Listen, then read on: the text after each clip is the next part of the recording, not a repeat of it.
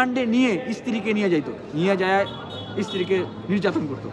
যে এই সরকার আমরা চাই না, আমরা একটা নিরপেক্ষ নিউট্রাল সরকার চাই এবং তার অধীনে আমরা জাতীয় সরকার গঠন করতে চাই। তার অধীনে প্রধান উপদেষ্টা ডক্টর মোহাম্মদ ইউনূসের নেতৃত্বে আসলে নতুন রাজনৈতিক দল গড়ে উঠছে।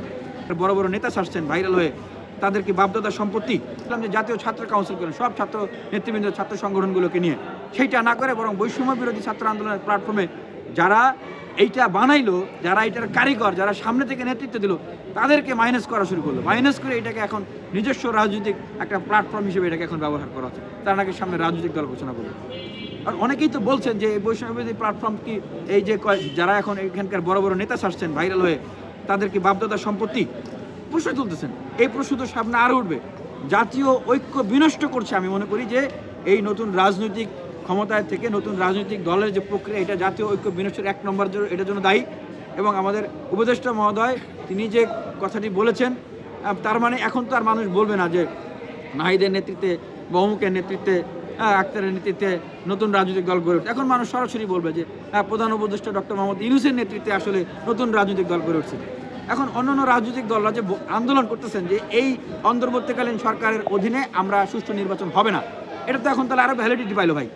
হ্যাঁ, কারণ তারা তো একটা রাজনৈতিক দল গঠন করতেছে এবং তারা যদি আরও দাবি তোলে, বা ছাত্র জনতারা যদি অন্যান্য রাজনৈতিক দল তারা যদি আরও দাবি তোলে যে এই সরকার আমরা চাই না, আমরা একটা নিরপেক্ষ নিউট্রাল সরকার চাই এবং তার অধীনে আমরা জাতীয় সরকার গঠন করতে চাই, তার অধীনে আমরা নির্বাচন করব, সেটাও তো এখন ভ্যালিড। আমাদের যে মাননীয় প্রধান উপদেষ্টা উনি একটি বক্তব্য দিয়েছেন যেটি আমাদেরকে ব্যাপকভাবে মর্মাহত করেছে। উনি বললেন যে ছাত্রদেরকে রাজনৈতিক দল গঠন করার সুযোগ দেওয়া দরকার। আবার সাথে এটাও বললেন যে যদি তাদেরকে এই সুযোগ না দেওয়া হয় তাহলে আওয়ামী লীগ যেই ক্যারেক্টারে রাষ্ট্র পরিচালনা করতো, যেই ক্যারেক্টারের অন্য যারা এখন আছে তারাও সেই ক্যারেক্টারেই ফিরে আনার জন্য তারা চেষ্টা করবে, কাজ করবে, এই ধরনের কথাই বললেন। এটা একটু বিবেচনা করতে হবে। দেখেন, এই যে দীর্ঘ 16 বছরের লড়াই, বাংলাদেশের বৃহৎ একটা রাজনৈতিক দল বিএনপির কত হাজার হাজার নেতাকর্মী জেল কেটেছে, জুলুমের শিকার হয়েছে, গুম হয়েছে, হত্যা হয়েছে। জামাতের এরকম নেতারা জেল কেটেছে, গুমের শিকার হয়েছে, হত্যার শিকার হয়েছে। গণ অধিকার পরিষদ অন্যান্য রাজনৈতিক দল নির্যাতিত হয়েছে।